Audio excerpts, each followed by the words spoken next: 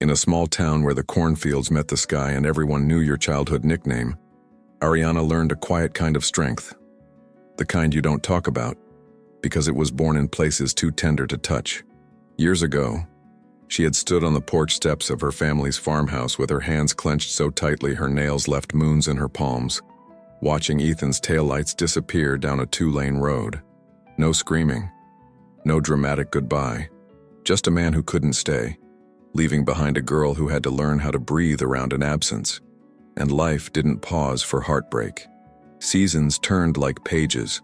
Harvests came and went, storms rolled over the fields, and the small-town clinic kept its doors open because people like Arianna refused to let it fall apart.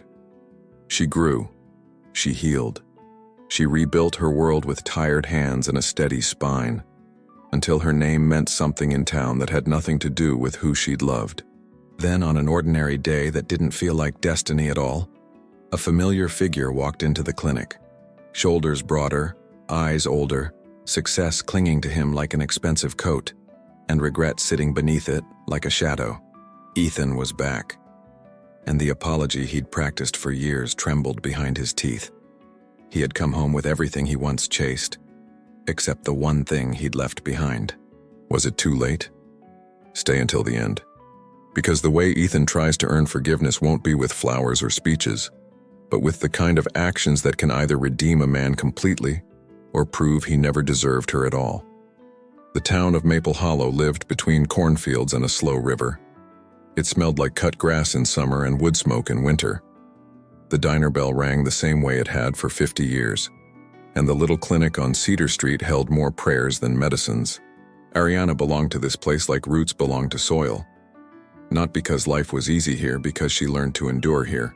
Because this town knew how to keep going when hearts didn't. She worked mornings at the clinic and afternoons on the farm. Her mother's lungs were fragile. Her father's back was worse. Bills came like clockwork, and the land demanded constant hands. Arianna didn't romanticize it. She respected it. She could stitch a wound and mend a fence in the same day. And when she smiled, it wasn't a performance. It was a decision. That kind of woman doesn't break loudly. She breaks quietly, then rebuilds. Ethan arrived like a question the town wasn't ready to answer. He'd grown up 2 streets from her, but he carried a restless energy. He was smart, ambitious, and always looking beyond the horizon. People said he'd make it out, like leaving was the only way to win. When he looked at Arianna, though, he softened into something human, as if she reminded him he was more than his hunger to become. As if with her he could finally stop running in his own mind. They were that kind of couple people secretly rooted for. The nurse's daughter with steady hands and steady morals. The boy with too many dreams and not enough patience for fear. They talked about building a life, not a fantasy. Fixing up the old barn, turning part of it into a small community space. Saving money. Making plans that sounded ordinary and felt sacred. Arianna believed in love like she believed in harvest. It required work. The letter came on a Thursday, folded like a blade. A program offer in the city, a career path with bright, clean edges. Ethan held it as if it could either save him or expose him. His jaw tightened, his eyes sharpened with a hunger he couldn't hide. Arianna read the excitement on his face before he ever spoke, and something inside her whispered that joy can still carry danger, because every opportunity has a shadow, especially for people who fear staying. He tried to be careful with his words, but fear makes men clumsy.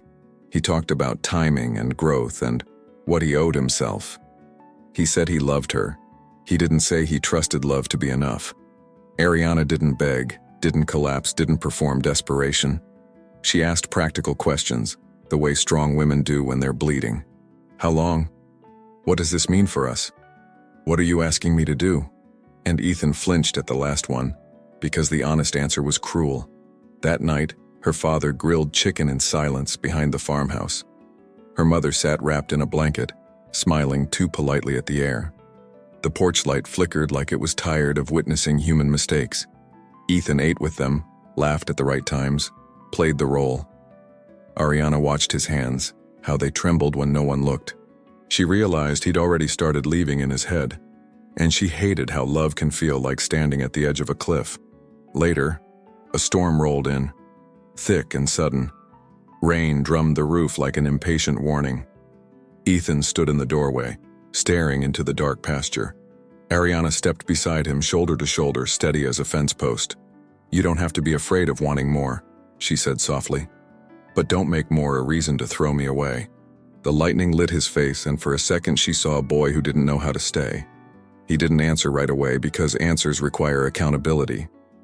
Instead, he went to his truck and sat there too long. When he came back, his eyes were red, not from tears, from restraint. Arianna recognized that look. She'd seen it in patients before surgery. The look of someone pretending control while panic writes the script. He went upstairs to her old room where he'd left a jacket months ago, and he started packing like he was escaping a fire only he could see.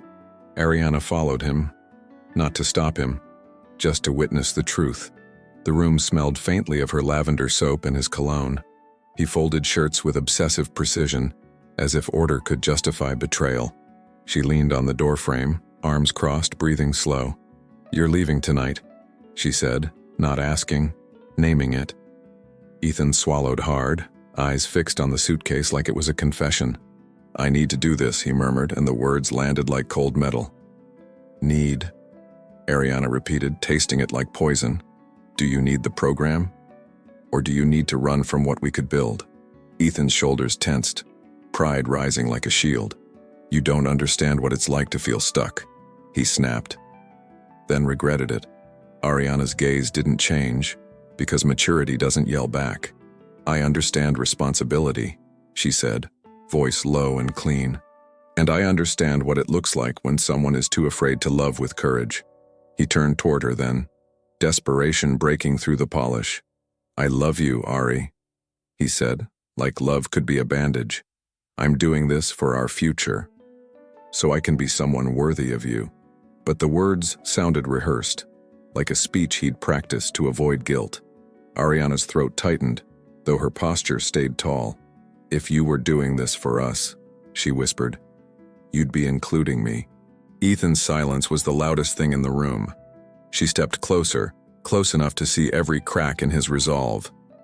"Say it," she told him, steady as a judge. "Say you're scared to stay. Say you're choosing ambition over love." Ethan's eyes shone, but he couldn't surrender his pride fully. He reached for her hand and she let him touch her. Once. Then she pulled away, gently, like removing a splinter from her own skin. "Don't hold me like a promise while you're walking out like a stranger," she said. When he carried the suitcase downstairs, the house felt too quiet. Her mother had fallen asleep, unaware of the earthquake forming in the hallway. Her father stood at the kitchen counter, jaw tight, saying nothing. Men like him didn't beg boys to stay. They just remembered who left. Arianna followed Ethan to the porch, rain misting the steps. He paused under the porch light as if waiting for permission to hurt her. But he didn't ask. He just looked at her like she was the life he didn't deserve. "I'll come back," Ethan said. And Arianna almost laughed. Not because it was funny, because it was thin. A promise without a plan, without a timeline, without the humility of truth. She nodded once, not agreeing, acknowledging he'd spoken. "Don't make me your someday, Ethan," she said quietly, "because I won't live my life on the edge of your uncertainty." His face crumpled for a second, then hardened again. And that was the tragedy of pride. The truck pulled away, tires hissing on wet gravel. Arianna stood there until the red taillights disappeared into black. She didn't chase him, didn't call his name, didn't bargain for crumbs. She pressed her palm to her chest, feeling the ache bloom like bruised fruit. Then she turned back inside, closed the door, and leaned her forehead against it. Not because she was weak, because she was human, and humans mourn what they didn't deserve to lose. Dawn came anyway, pale and indifferent. The cows still needed feed, the fence still needed repairing. The clinic still had patients who would show up with fevers and fear. Arianna washed her face, tied her hair back, and chose movement over collapse. At the clinic, she stitched a boy's cut hand with hands that barely trembled. She listened to an old woman talk about loneliness with gentle eyes. And somewhere between gauze and whispered reassurances, Arianna began to become someone Ethan hadn't earned. Weeks turned into months and the hurt didn't vanish. It changed shape. It became discipline, boundaries, and a quiet fire that refused to die. Arianna stopped imagining his return and started building a life that didn't require it. Still, some nights she'd hear the wind on the porch and remember that last look. The look of a man who loved her, and still chose himself the wrong way. And she would think, with a calm that felt like steel, if he ever comes back, he'll have to meet the woman his leaving created. Winter arrived like a truth nobody could negotiate. The fields hardened under frost, and the river turned slow and dark. Maple Hollow wore its silence like a coat, thick, familiar, unavoidable. Arianna woke before sunrise and learned to move without thinking. Because thinking opened doors she couldn't afford to walk through, the kind with Ethan's name on them and her own heart bleeding behind it. So she chose motion, boots on cold boards, breath in the sharp air, life continuing. The farm didn't care that she'd been abandoned. Feed still needed scooping, fences still needed checking. Her father's pain was a constant, quiet thing that didn't ask permission. Her mother's coughing came in spells that stole the warmth from the room. Arianna became fluent in responsibility, the way some people learn a second language. She measured medicine, balanced expenses, fixed what broke with stubborn patience. And at night, when the house finally slept, she let herself feel just enough to survive. The first month after Ethan left, people watched her carefully. Not cruelly. Small towns rarely mean harm, they just don't know how to look away. They offered casseroles, extra hay bales, soft questions disguised as weather talk. Your mom doing okay? Clinic been busy? Heard Ethan's in the city now. Arianna's smile became a shield she wore without resentment. She didn't punish them for noticing her pain. She just refused to feed it. I'm fine, she'd say, because sometimes fine is a bridge to tomorrow. At the clinic, she worked longer shifts to cover staff shortages. The hallway lights buzzed and the heater groaned, but the place still stood. Children came in with fevers. Farmers came in with swollen joints and tired eyes. Arianna took blood pressure and held hands like it was sacred work. She learned that suffering wasn't unique. It was everywhere, wearing different faces. That knowledge didn't diminish her heartbreak. It gave it context. She wasn't alone in pain. She was simply one more human learning how to endure it. Some days it hit her in the smallest places. A coffee cup left on the counter like it was waiting for another hand.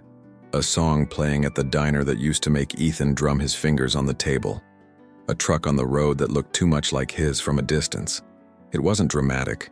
It was worse. Quiet. Grief didn't always scream. Sometimes it whispered through routines until you lost your breath. Arianna learned to stop and inhale anyway, even when her chest fought her for it. She never texted him. Not once. Not because she didn't want to, but because she knew herself. If she opened that door, she would become the person waiting again.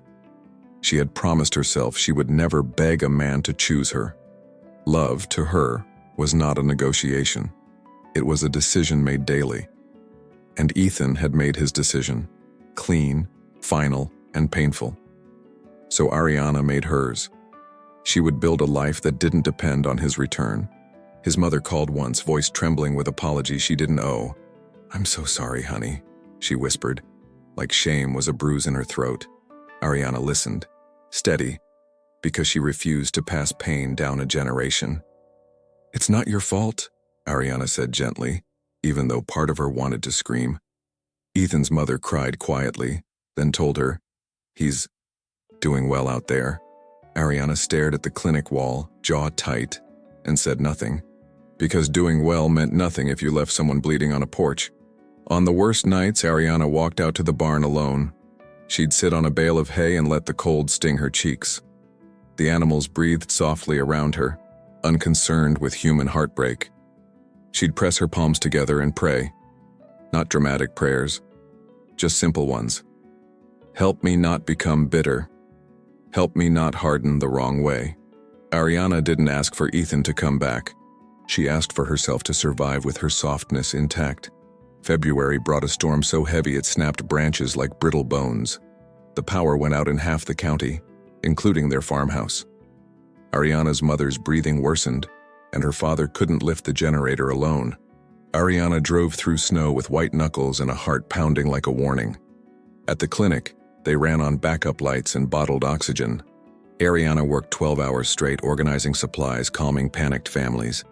And in the middle of that chaos, she realized something. She could hold the world without Ethan's hands. She came home after midnight to a dark house and a quiet kitchen. Her father was assumed with exhaustion, sitting at the table like a man who'd fought a war. Arianna warmed soup, wrapped blankets around her mother, checked her oxygen levels. No one asked about Ethan. They didn't have to. The absence sat with them like an uninvited guest who never left. Arianna washed dishes with water heated on the stove and felt tears rise unexpectedly. Not for Ethan, just for the fact she had to become this strong so suddenly. Spring arrived slowly, cautious as a shy child. The first green shoots pushed through the soil like hope refusing to be denied. Arianna stood in the field one morning, watching the sunrise spill gold across frost. Her hair was pulled back, her hands rougher than they used to be, but her eyes were clearer. She had learned that healing doesn't always feel like relief. Sometimes it feels like discipline, and she had become disciplined in the art of not falling apart. She started attending town meetings, not because she loved politics, because the clinic needed funding. The county threatened to cut resources, and Maple Hollow didn't have much to spare. Arianna spoke with quiet authority, not emotional pleas. She brought numbers, stories, and solutions. People listened, even men twice her age who used to dismiss young women as sweet. Arianna wasn't asking for permission anymore. She was building something they needed. The clinic administrator, Mrs. Dalloway, noticed. "You have leadership in you," she told Arianna one evening while locking up. Arianna blinked, surprised by the tenderness in her own exhaustion. "I'm just doing what has to be done," she replied. Mrs. Dalloway shook her head. "That's what leaders always say." Arianna drove home with those words humming inside her like quiet electricity. Because if she was becoming someone new, then Ethan didn't leave a girl. He left a future woman. And still, sometimes she remembered the love. Not the fantasy, the real love. The way Ethan used to carry bags of feed for her father without being asked. The way he'd brush dirt off her cheek like she was precious. The way he'd look at her like she was home. Those memories didn't weaken her. They sharpened her standards. Because a man who once knew how to be good, and still chose to run, had to own that truth fully. April brought the county board's final decision. They would reconsider the clinic budget, but only if Maple Hollow raised matching funds. The number was terrifying. The deadline was brutal. Arianna didn't cry. She didn't complain. She opened a notebook and started writing plans, fundraisers, sponsorships, community events, partnerships with nearby towns. She built strategy the way some people build walls, one brick at a time. The whole town began to move behind her. The diner offered a percentage of profits every Friday. The high school organized a spring fair. Farmers donated produce baskets for auction. Arianna watched people show up, and something inside her softened in gratitude. Love wasn't only romantic. Sometimes it looked like community deciding you were worth fighting for. And Arianna realized she hadn't been abandoned completely. Life had still given her hands to hold. One evening, after a long day of calls and paperwork, she found an old box. Photos, notes, small keepsakes she'd shoved away because they burned too much. Her fingers trembled as she opened a folded piece of paper. Ethan's handwriting. A list. Not a love letter. A plan. Fix the barn roof. Save for the clinic fund. Take Ari to the lake in summer. The last line punched the air from her lungs. Be brave enough to deserve her. Arianna stared at it, heartbeat loud, and whispered, "You weren't." She put the paper back, closed the box, and stood up. Not in defeat, in decision. She could honor what they were without living in it. She could mourn without becoming trapped in mourning. Outside, the wind carried the smell of rain and new grass. Arianna stepped onto the porch and lifted her face to the sky. And deep in her bones, she knew. If Ethan ever returned, he wouldn't find the girl he left. He'd find the woman who survived him. 3 years passed in Maple Hollow like slow, honest weather. Not dramatic, not sudden, just day after day stacking into a new life. Arianna watched winter thaw into spring. spring ripen into harvest. She watched her hands get stronger, her voice get steadier. She stopped measuring time by what she'd lost. She started measuring it by what she could carry and still keep moving. And somehow, without noticing the exact moment, she became unshakable. The clinic fundraiser became her first real battle, and her first victory. She didn't lead with pity, she led with purpose. She knocked on doors, called distant donors, wrote grant proposals at midnight. She stood in front of the county board in a plain blouse and unwavering calm. She spoke about mothers, accidents, fevers, and the long miles to the nearest hospital.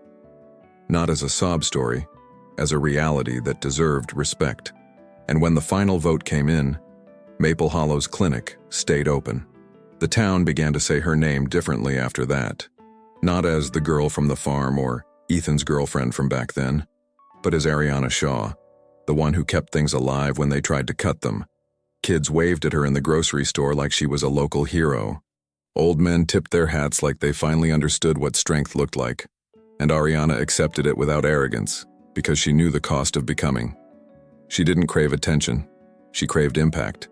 On the farm, she and her father learned to work smarter, not harder. They built a new irrigation line with help from neighbors and borrowed equipment.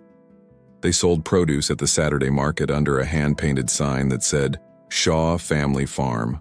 Her mother's health stabilized, fragile but steady, with careful routines and better access to care. Arianna didn't pretend everything was fixed. She just refused to let anything fall apart alone. Some nights, she sat at the kitchen table balancing budgets like they were fragile glass. And some mornings, she smiled at the sunrise like it was proof of grace. She never dated seriously in those years, not because she couldn't. Men noticed her now, the way people notice someone who knows who she is. But Arianna didn't crave distraction. She had learned the difference between loneliness and peace. Loneliness begs for anyone. Peace waits for what aligns. And she wasn't willing to give her heart to someone who only admired her strength. She wanted someone who respected her boundaries and honored her softness too. Ethan became something she didn't speak of, like an old scar under clothing. People stopped asking after the first year, sensing the line she wouldn't let them cross. Arianna rarely said his name, but she never lied to herself about the imprint. Sometimes, driving past the river at dusk, she remembered his laugh. Sometimes, seeing a couple dancing at the spring fair, she felt a brief ache. But she didn't confuse memory with longing. Missing someone wasn't the same as wanting them back. In year 4, Mrs. Dalloway retired, and the clinic needed a new operations manager. The county offered candidates with degrees and polished resumes, but the town wanted Arianna, and the staff trusted her more than paper credentials. Arianna resisted at first because she knew leadership steals your rest. Then she accepted, because she also knew responsibility finds the willing. Her title changed, but her nature didn't. She remained steady, quiet fire wrapped in calm skin. That summer, Maple Hollow faced a new threat: a regional hospital closure. The nearest full-service emergency room would be almost an hour away. For city people, an hour was inconvenience. For rural families, an hour could be death. Arianna gathered the staff around a break room table and built a plan. They would expand the clinic's capabilities, create a faster triage system, train volunteers, and they would need money, more than Maple Hollow had ever raised before. She drove to neighboring towns, meeting with churches, schools, and local businesses. She learned how to speak in rooms where people smiled politely and cared little. She learned to hold eye contact when rejection came wrapped in polite excuses. Her confidence didn't come from ego, it came from endurance. Arianna had been left once. She wasn't afraid of being turned down by strangers. And slowly, bit by bit, donations started to come in. Not miracles, momentum. The day they received the first major pledge, the sky opened with warm rain. Arianna stood in the clinic doorway, watching drops shimmer against the pavement. Mrs. Dalloway, now retired, called her and laughed through the phone. "You did it," she said, pride thick in her voice. Arianna closed her eyes, gratitude swelling like a quiet hymn. Then she whispered, mostly to herself, "No, we did it, because healing is never a solo project." That fall, a storm tore through Maple Hollow like a reminder of how fragile life is. Not a romantic drizzle. Violent wind, broken trees, power lines down. The clinic roof suffered damage and water seeped into the supply room. Arianna arrived before dawn, hair still damp from the shower she hadn't finished.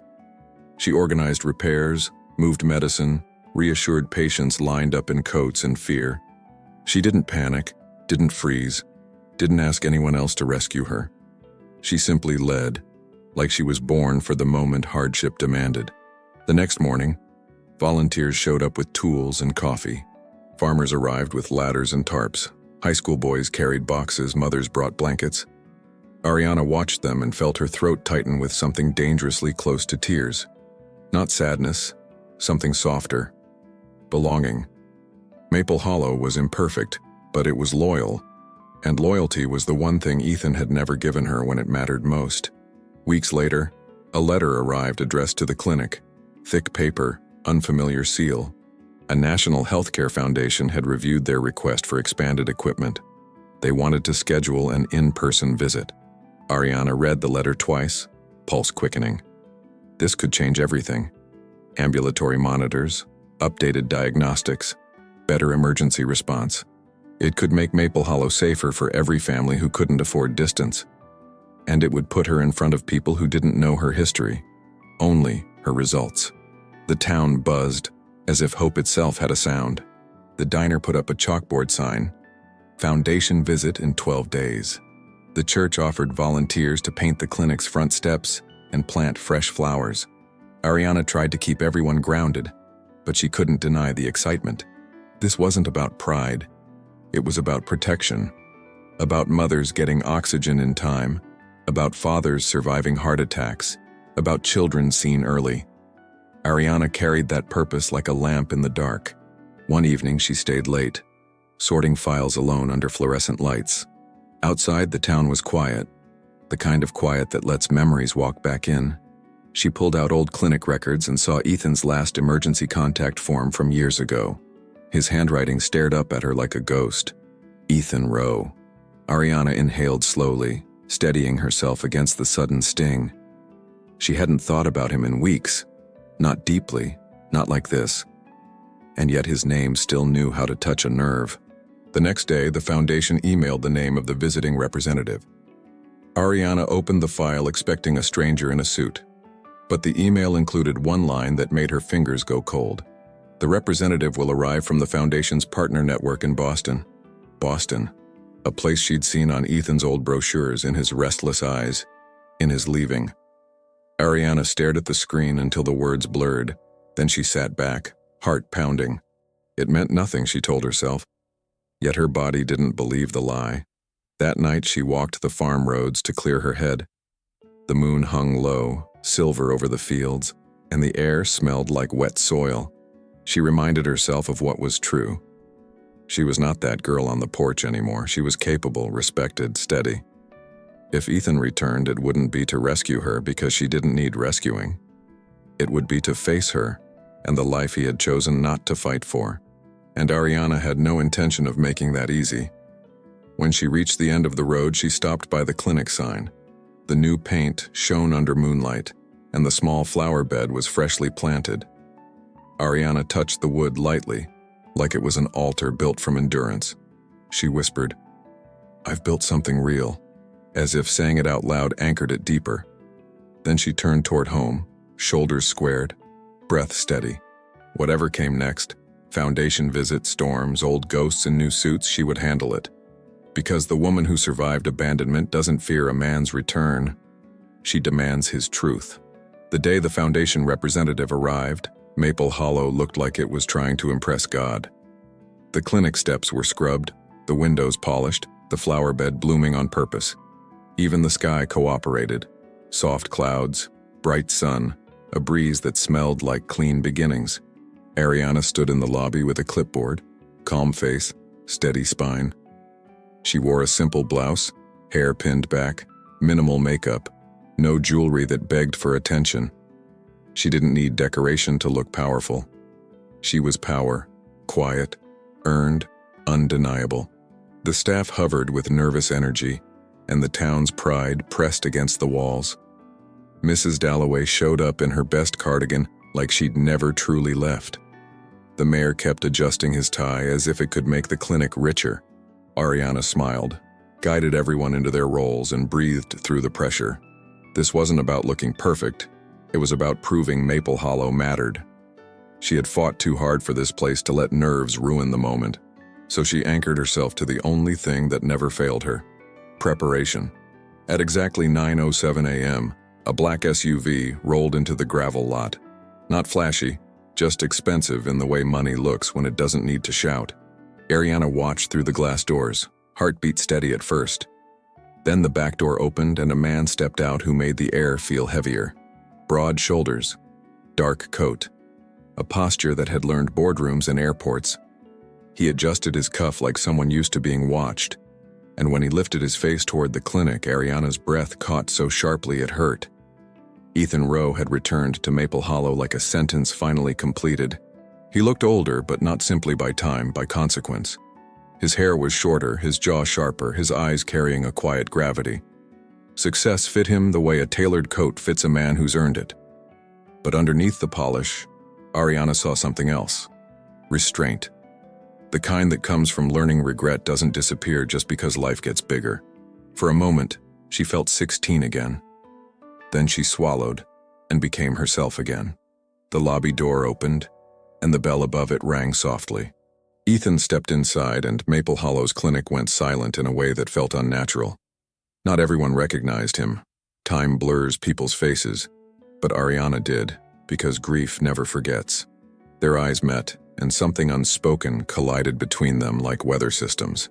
Ethan's expression flickered: shock, guilt, hope, fear. Then he steadied it into calm. Arianna didn't move. She simply watched, like a woman who refused to give him the gift of her first reaction. The foundation director beside him introduced herself quickly, unaware of the history breathing in the room. "This is Ethan Rowe," she said warmly. "He's our lead liaison for rural health partnerships." Arianna heard the words as if through water. Lead liaison, rural health, partnerships. The irony tasted sharp. Ethan, the man who had abandoned her when she needed him, now representing a foundation for communities like hers. Arianna forced her face into professional neutrality, because leadership demands composure.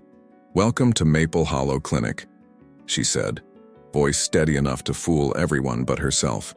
Ethan extended his hand like they were strangers meeting for the first time. His palm hovered between them, a polite bridge across a canyon of pain. Arianna looked at it for half a heartbeat, then placed her hand in his. His skin was warm, his grip controlled, careful not to claim anything, but the contact lit up memories in her nerves like old wiring sparking.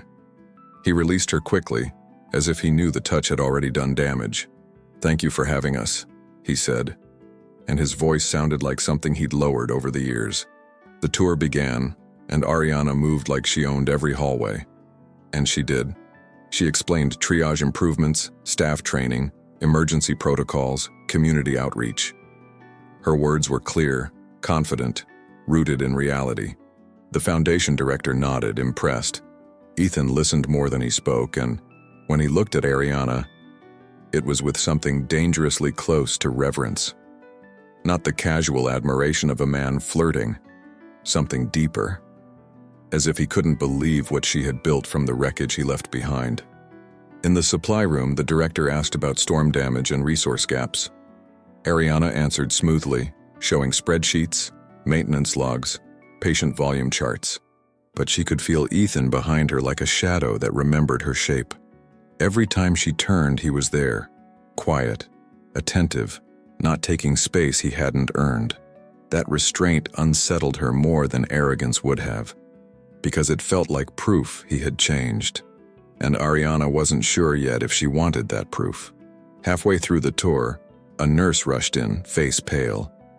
"Arianna, 2-car collision on County Road 6, she said fast. "EMS is bringing them here. One's unconscious." The foundation director stiffened, startled by reality breaking the polished visit. Arianna's body shifted instantly into command, like a switch flipped. "Trauma room 2, she ordered. "Call Dr. Myers. Get oxygen ready."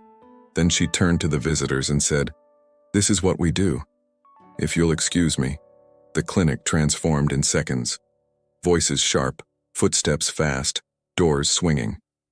Arianna washed her hands, pulled on gloves, tied her hair tighter. The smell of antiseptic filled her lungs, grounding her. This was her world.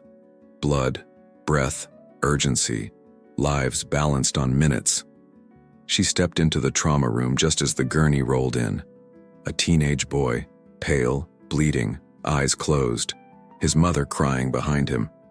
Arianna's heart clenched, but her hands stayed steady, because that's what strength looks like in real time. Ethan appeared at the doorway, and for a second, Arianna expected him to retreat. This was messy. This was fear. This was where people freeze. But he didn't freeze. He stepped back to make space, then moved to the crying mother. His voice was low, calm, protective. "Ma'am, I'm going to stay with you," he said, guiding her to a chair. He didn't touch Arianna, didn't demand her attention. He simply helped where help was needed, like he understood what mattered now. Arianna caught a glimpse of him between tasks, Ethan holding the mother's hand, eyes focused, jaw set. No performance, no superiority, just presence. It hit Arianna like a strange kind of grief. He could have been this before. He could have stayed. He could have learned courage without destroying her first. Her throat tightened, and she forced herself back into the work, because she refused to let old feelings interfere with someone else's survival. The boy stabilized after 20 minutes that felt like an entire lifetime. When Dr. Myers arrived, Arianna gave a quick report, concise and clear. The mother sobbed with relief, and Ethan stayed with her until her shaking slowed.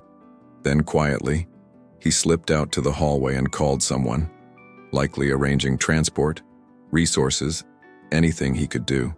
Arianna watched from a distance, chest rising and falling. He was effective. He was calm. He was capable in the place that mattered most to her. And that terrified her more than his success ever could. After the chaos eased, the foundation director looked shaken, but impressed. "I've never seen a team move like that," she said, voice hushed. Arianna wiped her hands, exhaustion in her bones, and nodded once. "We don't have the luxury of panic," she replied. Ethan's gaze met hers, and something softened in his expression, pride mixed with pain. "You were incredible," he said quietly, almost as if the words slipped out before he could stop them. Arianna didn't smile. "I was necessary," she corrected, because she refused compliments that tried to erase the cost. The rest of the visit continued, but the air had shifted. The foundation director asked deeper questions now, less about appearances and more about need. Ethan stayed mostly silent, taking notes, watching the systems Arianna built. At one point, he stepped closer to her by the nurse's station, voice low. "Ari," he began, and her name on his tongue felt like trespassing. Arianna didn't look at him. "Not here," she said, calm, but final. Ethan nodded immediately. "Okay," he whispered, as if he'd waited years just to hear her boundary and respect it.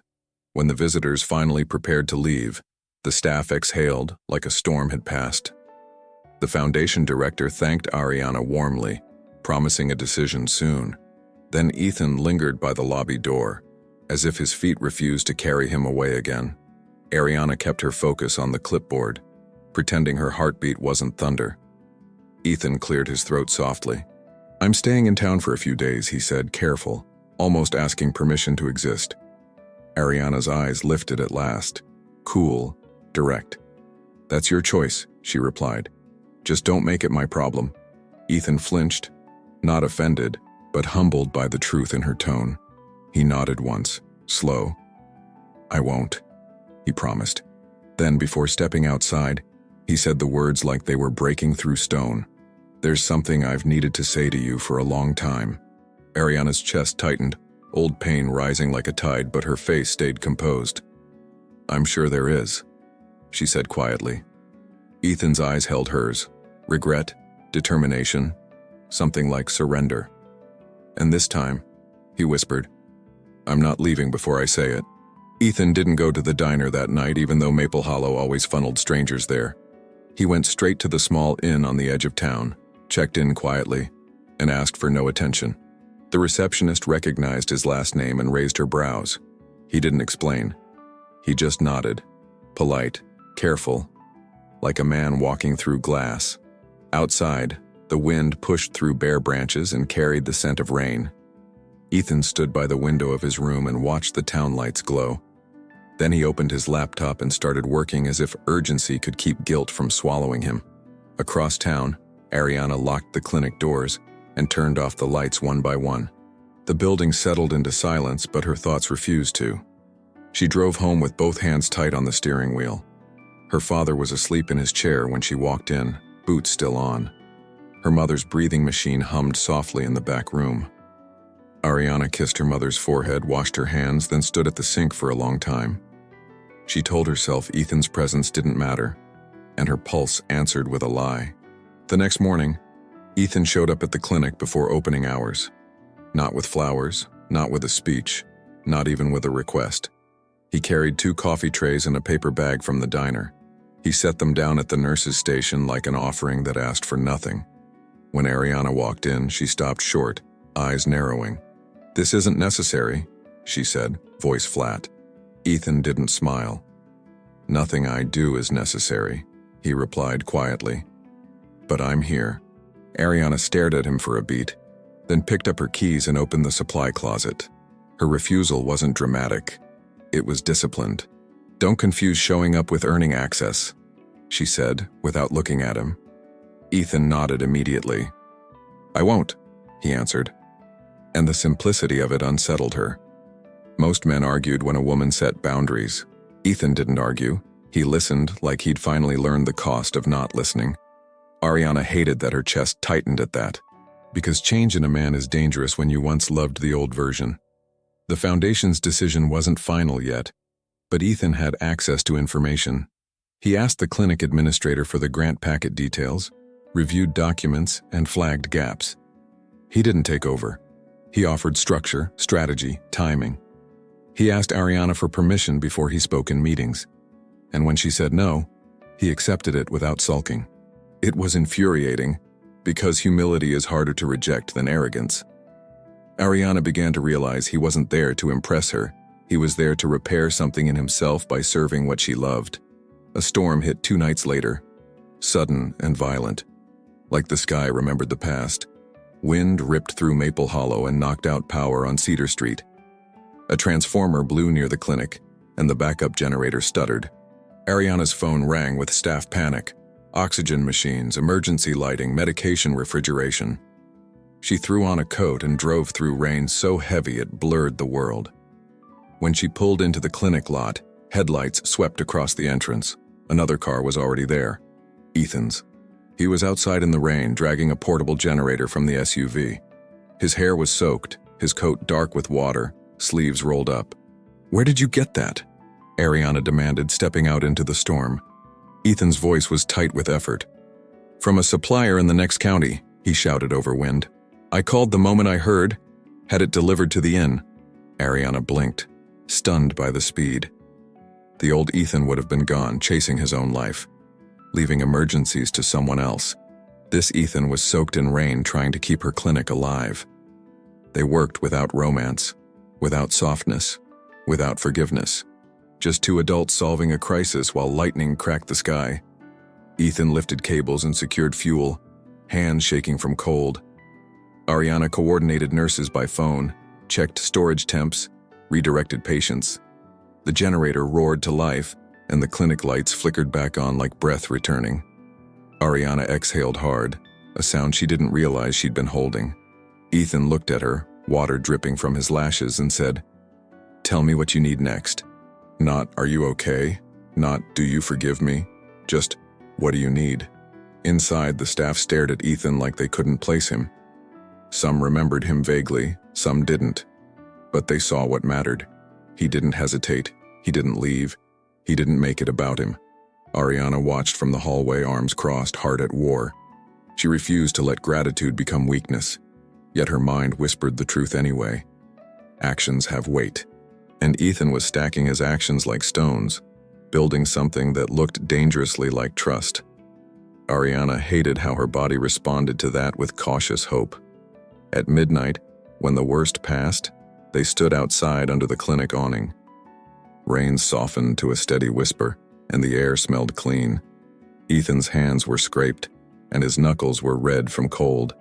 Arianna noticed, because she always noticed harm. She reached into the supply cabinet and handed him antiseptic wipes without a word. Ethan took them carefully, like even kindness from her had rules now. "Thank you," he said quietly. Arianna didn't answer. She simply looked out at the wet parking lot and let silence do what words couldn't.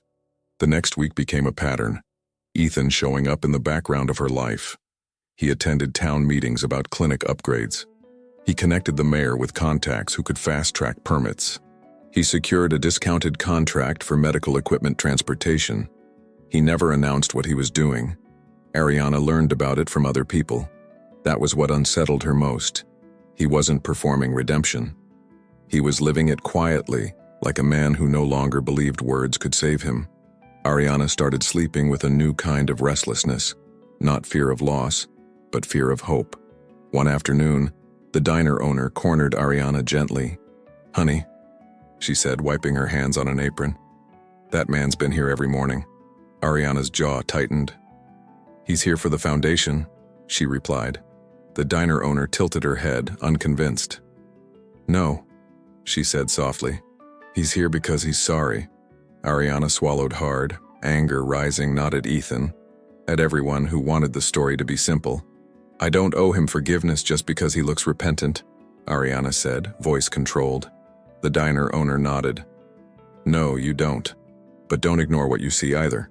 That night, Arianna found Ethan alone behind the clinic, stacking sandbags near the foundation of the building.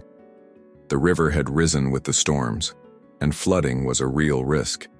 He was muddy, exhausted, breathing hard, still working. Arianna walked up slowly, hands in her coat pockets. "You don't have to do this," she said. Ethan didn't look up. "I know," he answered. "That's the point. I'm doing it because I chose to." This time, Arianna's throat tightened at this time, because it admitted the past without trying to erase it. He finally stood and faced her, rainwater shining on his jaw. "I'm not asking you to forgive me," he said quietly. "I'm not asking you to feel anything." Arianna's eyes searched his face for manipulation and found none. "I left you with consequences I never had to carry," Ethan continued, voice rough. "And I've spent years pretending my success made that okay." Arianna felt something twist inside her, not sympathy, not love, something like recognition of truth. Because accountability spoken plainly is rare, and it lands like a weight in the chest. Arianna's voice stayed calm, but her words were steel. "You didn't just leave," she said. "You made a decision that rewrote my life without my consent." Ethan nodded once, swallowing hard. "Yes," he whispered. "I did." Arianna stepped closer, heart pounding, and asked the question she'd carried for years. "Why?" Ethan's face tightened like he'd been punched, not by her anger but by his own shame. "Because I was terrified," he admitted, "and I thought running would make me strong." Silence stretched between them like a bridge suspended over old pain. Arianna breathed slowly, refusing to let emotion rush her into anything. "You can't apologize your way out of what you did," she said softly. Ethan's eyes lifted. "I know." Arianna's gaze didn't soften. "And you don't get to return and expect access to me." Ethan nodded again, immediate, sincere. "I don't expect it." Arianna studied him, then spoke the boundary that would define everything. "If you're staying, you stay on the outside until I decide otherwise. Understand?" Ethan's reply came without hesitation. "Yes," he said. "Whatever you need." Arianna felt her chest tighten, because that was the sentence she once begged to hear. Now she didn't want it as a promise. She wanted it as proof over time. She turned to leave, then paused, because maturity allows one honest line. "Don't make me regret letting you exist near my life," she said quietly. Ethan's voice broke slightly. "I won't," he promised. And for the first time, Arianna heard a promise that didn't sound like escape. It sounded like commitment. Later that night, Arianna sat on her porch steps as the wind softened. The fields were dark, the stars sharp, the world unusually still. She thought about the boy on the gurney, the storm, the generator, the sandbags. She thought about Ethan's muddy hands and quiet apologies he hadn't even spoken yet. Arianna pressed her palm to her chest and felt the old wound ache, not open but alive. Because wounds don't vanish when the person returns. They wait to see if you'll be harmed again. And somewhere deep inside her, a question rose like a dawn she wasn't ready to face. What if this time he stays? Ethan spent that night at the inn staring at the ceiling like it could answer him. The room was warm, but his chest felt cold with old consequences. He replayed the porch light, the rain, Arianna's stillness at the door. He replayed her voice saying, "Don't make me your someday." And every replay ended the same way, with his tires on gravel, leaving. Success had carried him far, but it had never carried him away from that moment. So he opened his laptop and typed the apology again, like a prayer he didn't deserve. He had practiced it for years in airports and hotel rooms, in board meetings where his mouth spoke numbers and his mind spoke her name. He'd tried different versions, softer versions, braver versions. None of them sounded true enough to erase what he'd done, because the truth was simple and brutal. He left when staying mattered most, and no sentence on earth could rewrite that. Still, he kept practicing, because guilt doesn't stop just because you're accomplished. Ethan had grown up under a father who believed tenderness was weakness, a man who measured worth in titles, paychecks, and how little you needed anyone. When Ethan got accepted into elite programs, his father called it finally becoming a man. When Ethan talked about love, his father called it distraction. Maple Hollow felt like a trap to Ethan back then, not because it was small, but because staying meant choosing a life that wouldn't impress the people he feared. And Ethan had been ruled by fear long before Arianna ever loved him. The night he left, he told himself he was doing the noble thing. He told himself she deserved someone bigger, someone safer, someone certain. But those were excuses dressed in kindness. The real reason sat underneath them like rot under polished wood.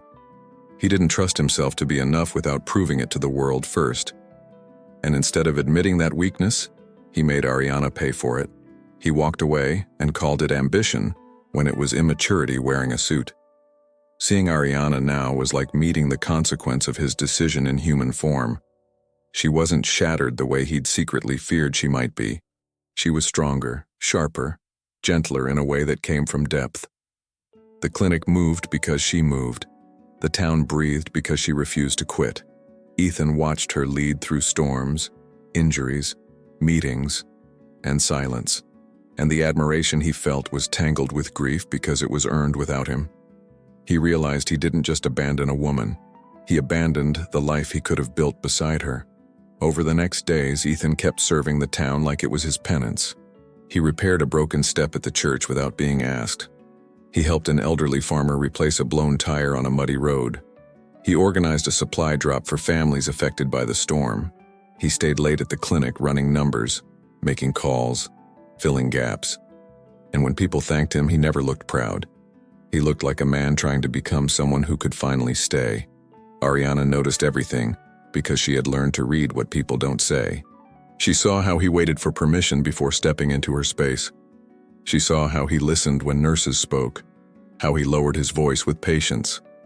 She saw his hands, rough now, scraped, willing to work without applause.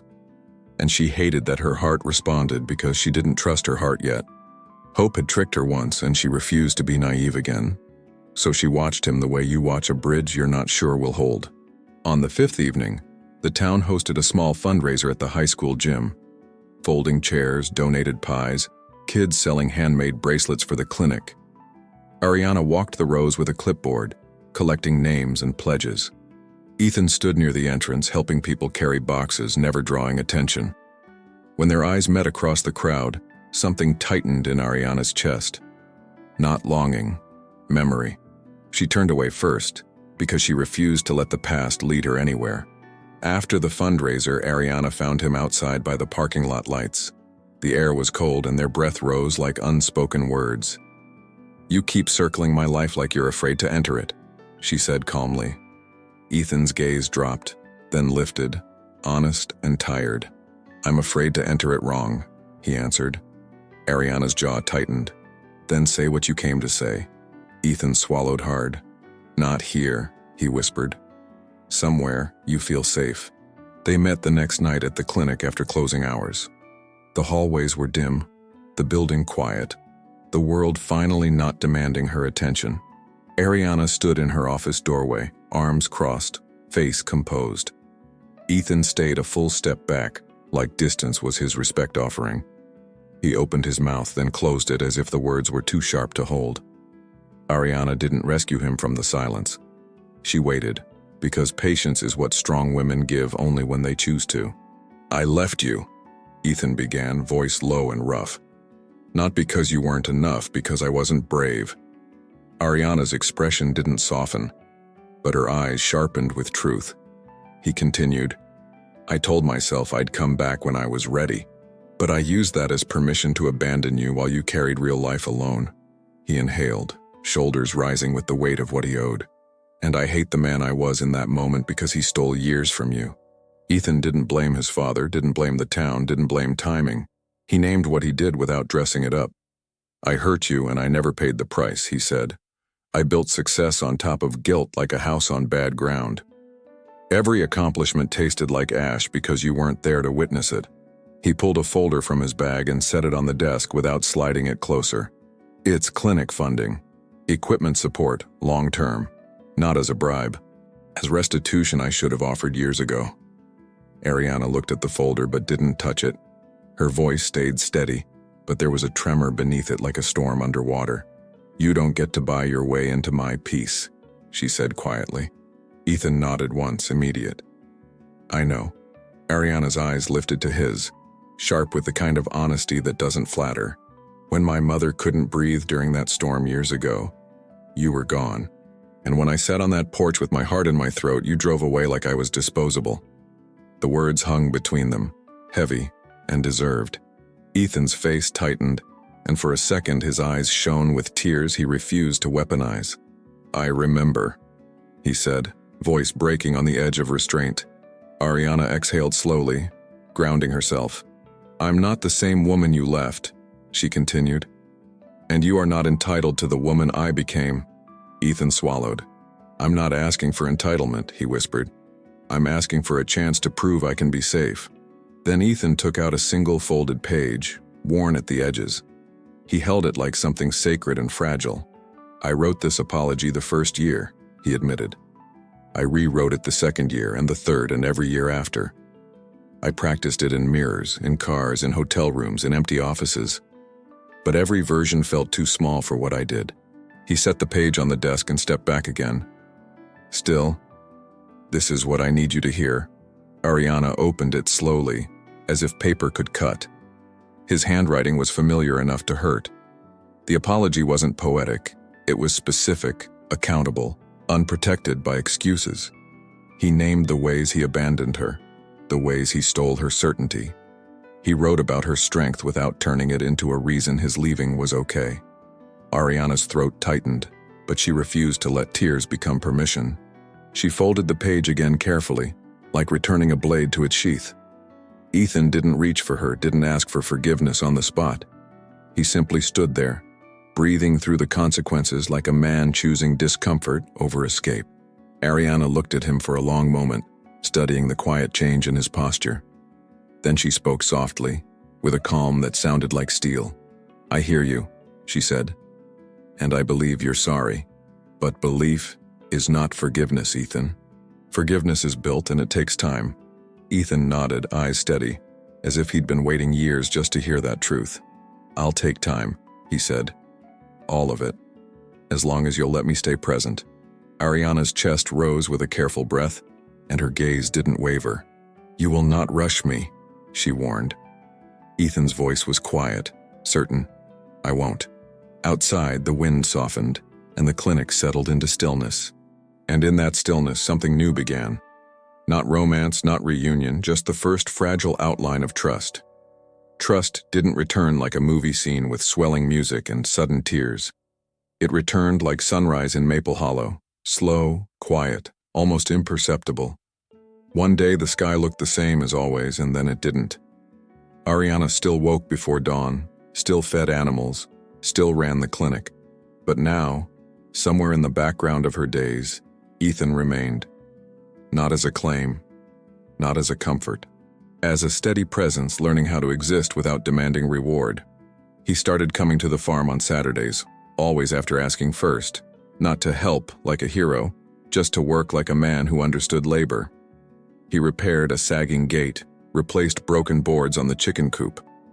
He lifted hay bales beside Arianna's father without trying to earn applause. Her father watched him with the cold patience of a man who never forgot abandonment. Ethan didn't try to charm him. He accepted the silence as a consequence. And Arianna noticed that because humility is loud when you're used to pride. One afternoon, her father finally spoke while tightening a bolt on the tractor. "You think you can fix what you broke with a few weekends of sweat?"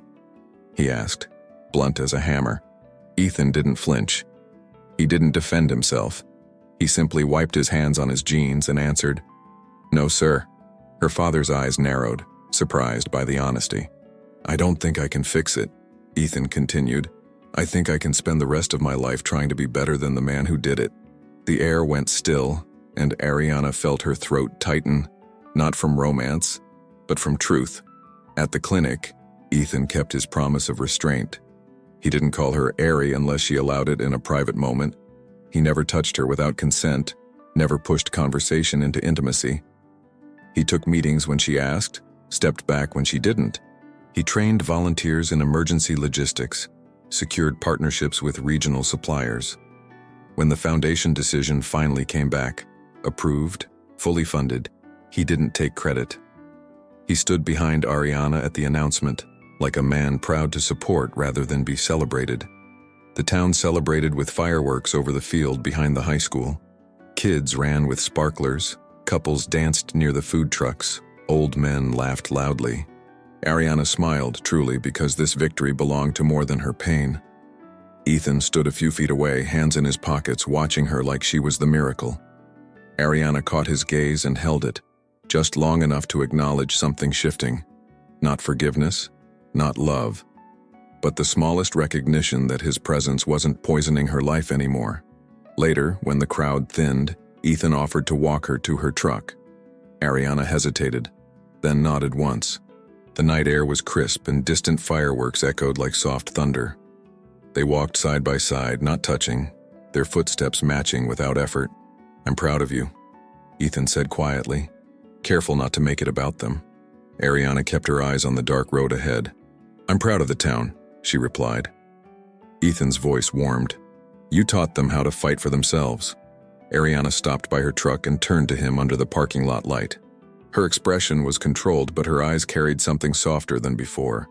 "You keep saying the right things," she said. Ethan's jaw tightened gently. "I'm trying not to just say them," he answered.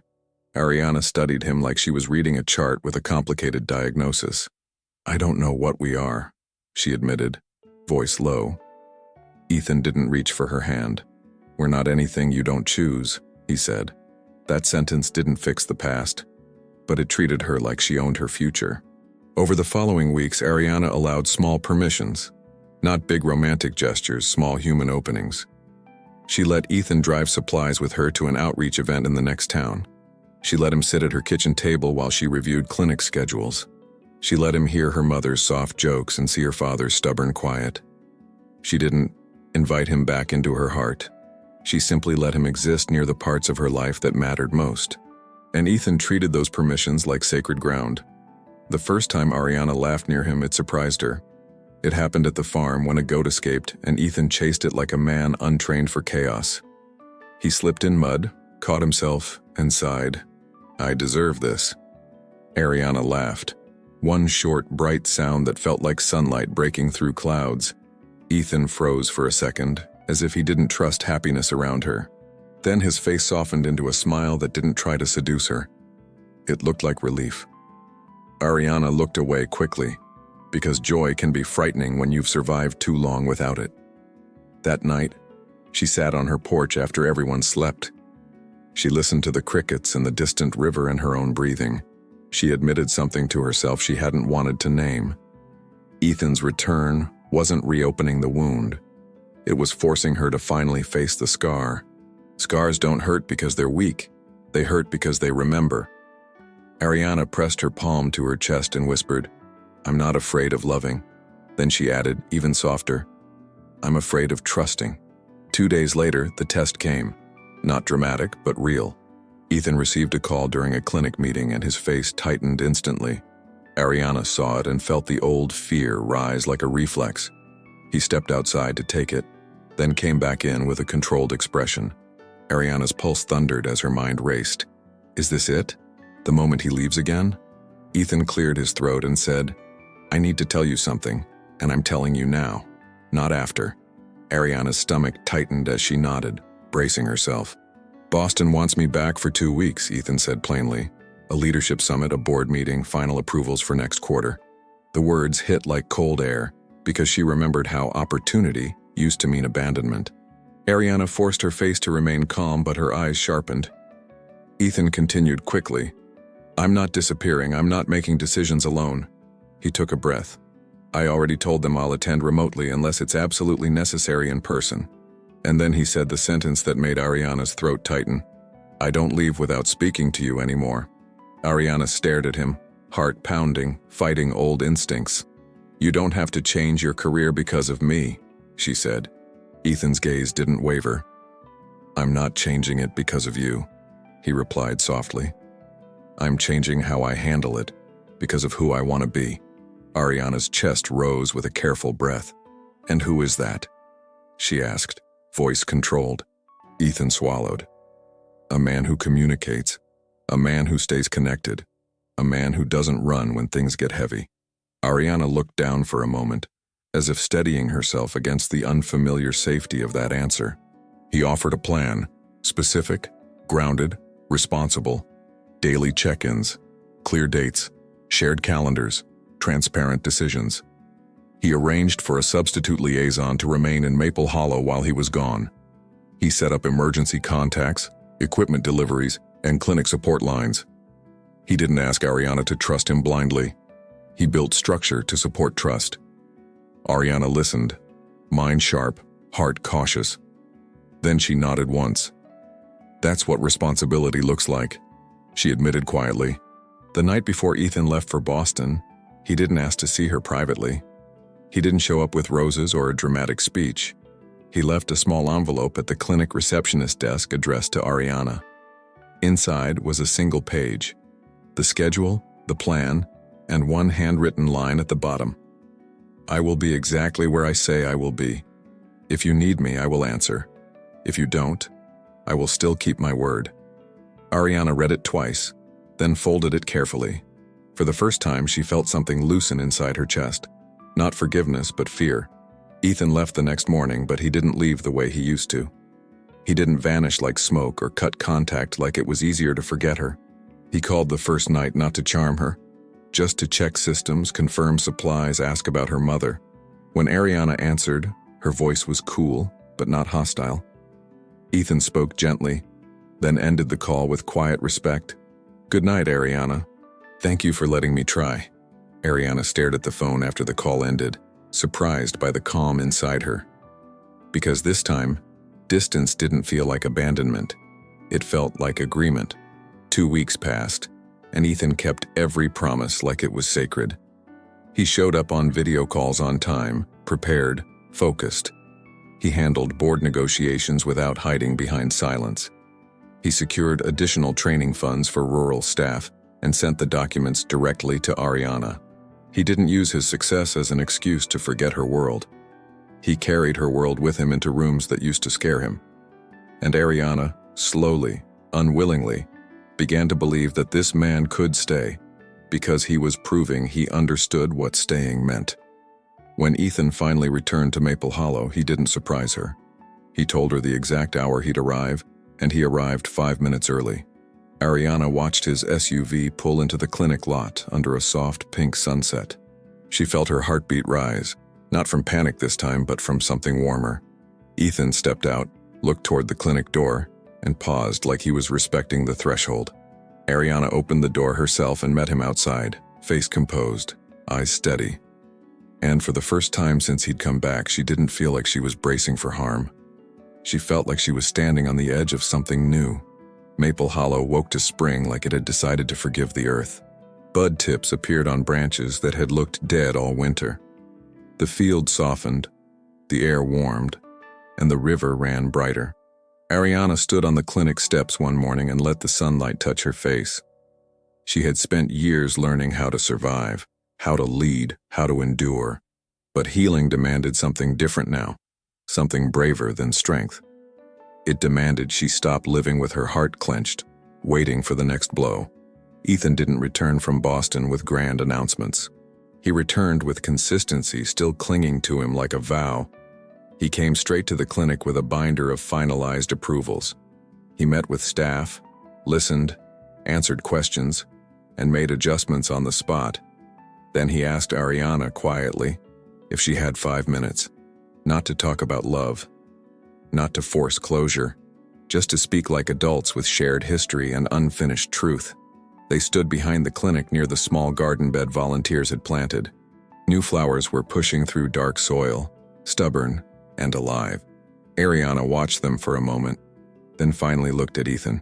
"You kept your word," she said, voice calm. Ethan nodded once.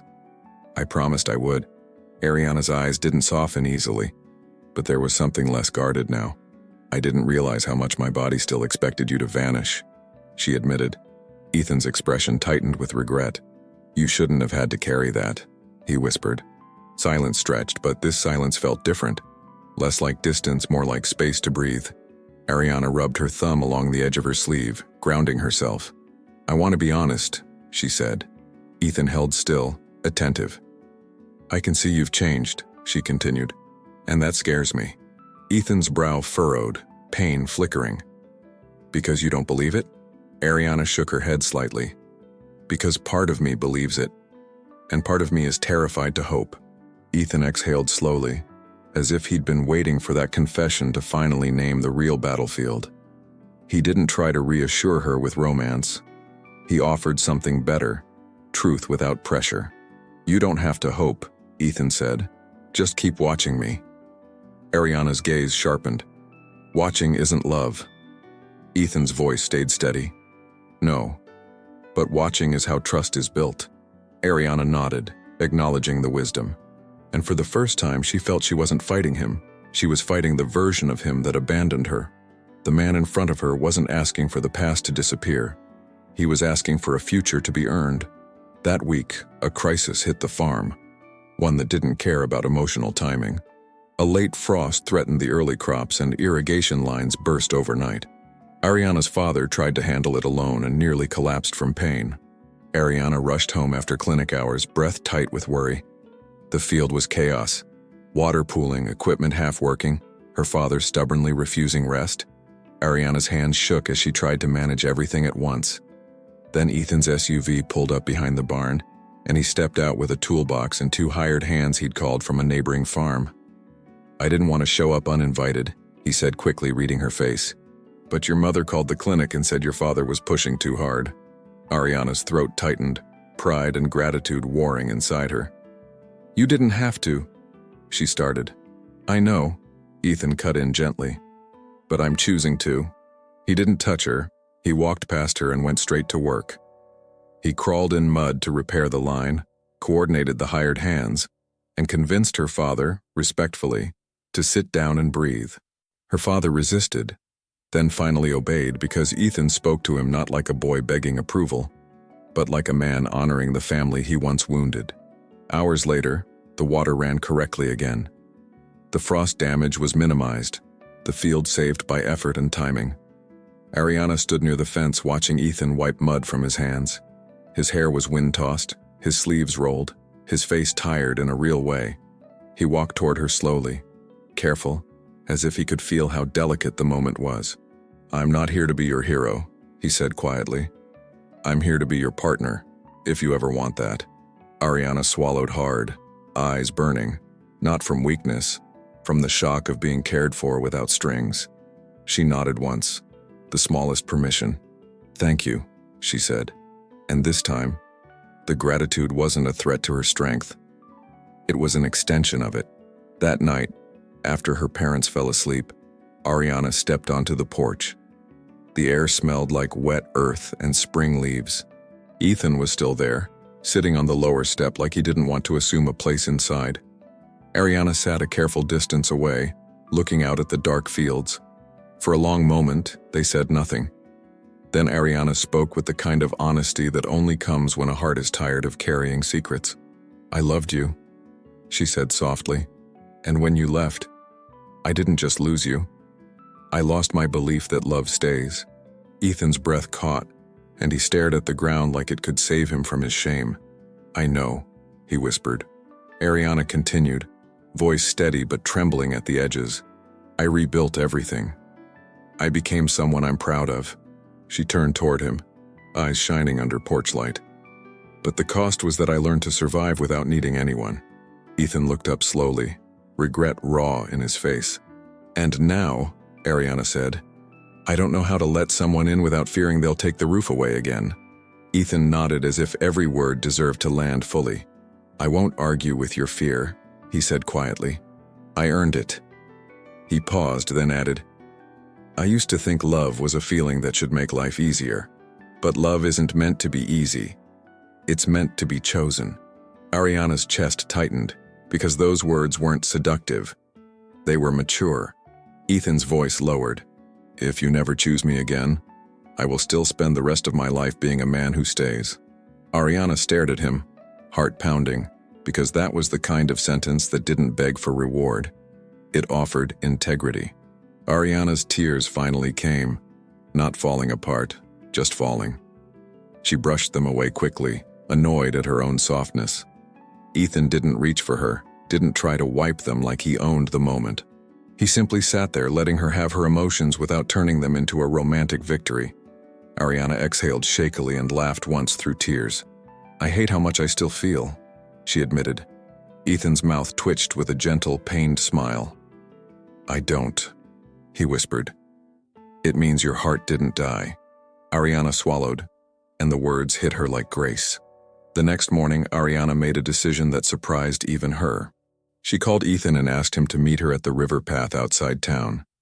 When he arrived, he kept distance, waiting for her to lead. The water moved calmly, glittering under daylight. Arianna faced him, hands clasped to keep them from trembling. "I'm not giving you my whole heart today," she said, "but I'm giving you the chance to walk beside me again." Slowly, honestly, with no disappearing. Ethan's eyes shone and he nodded, voice barely holding. "Yes," he whispered. "Yes, Arianna." Arianna lifted her chin. "And if you ever feel the urge to run, you tell me." Ethan stepped closer, still careful. "I will." Arianna breathed in, steadying herself. "Because I won't do this with someone who hides," she added. Ethan's voice was firm now. "I won't hide. Not anymore." Arianna watched him, and for the first time she believed him. Not because she was naive, but because she had evidence. Weeks passed, and their new beginning grew in ordinary moments. Shared coffee after early clinic shifts. Ethan bringing her mother groceries without making it a performance. Arianna letting Ethan sit at the family table and feel the warmth he once abandoned. They weren't pretending nothing happened. They were building a different version of love, one with accountability as its foundation. And little by little, Arianna's body stopped bracing for the next disappearance. Her laughter came easier. Her sleep grew deeper. One evening, the clinic hosted a community dinner to celebrate new equipment arrivals. The town gathered with casseroles and pies and stories. Arianna stood to speak, heart full, eyes shining. She thanked donors, staff, volunteers, then paused and looked toward Ethan. He was near the back, trying not to draw attention, as if he still didn't deserve the spotlight. Arianna's voice softened. "Some people return to a town to take," she said, "and some return to give back what they stole. Time, effort, presence." Ethan's throat moved as he swallowed, and the room went quiet. Arianna didn't shame him. She honored truth. And Maple Hollow, gentle, wise, understood what redemption looked like. After the dinner, Ethan met Arianna outside under the string lights hung over the clinic steps. Warm bulbs glowed against the night like stars that decided to come closer. Ethan looked at her, hands trembling slightly, not with fear, with the weight of what he was about to ask. "I don't want to be the man who practiced an apology forever," he said softly. "I want to be the man who practices loving you every day for the rest of my life." Arianna's breath caught, and her eyes widened because some vows don't come with rings. They come with sincerity. Ethan reached into his pocket and pulled out a simple ring, elegant, honest, not ostentatious. "Will you let me build a future with you?" he asked. Arianna stared at the ring, then at Ethan, then at the clinic behind them, the place she had saved, the place he now helped protect. Her heart raced, but her fear didn't control her anymore. She stepped closer, close enough to feel his warmth, and lifted her hands to his face. "You don't get to leave," she whispered, eyes wet, voice steady. Ethan's voice broke. "I'm not going anywhere," he promised. Arianna nodded slowly, then smiled. Real, bright, healed. "Then yes," she said. "Yes, Ethan." He exhaled like a man released from years of guilt, slipped the ring onto her finger, and Arianna pulled him into her embrace. When he kissed her under those lights, tender at first, then deep with relief, it didn't feel like the past returning. It felt like the future finally opening its door. Arianna didn't wake up the next day believing in love like she did before. She woke up believing in something stronger. Love that had been tested, confessed, repaired, and chosen. The ring on her finger wasn't a fairy tale trophy. It was a quiet agreement between two people who understood the cost of staying. Arianna still ran the clinic with steady hands and a steady spine. She still carried responsibility like a second heartbeat. But now, when the night grew heavy and the wind rattled the porch steps, she didn't feel alone inside her own life. Ethan didn't become perfect. He became present. He showed up at dawn to help her father check the fences. He sat beside her mother during checkups, listening like time was sacred. He attended town meetings, not as a savior, but as a man who understood what community meant.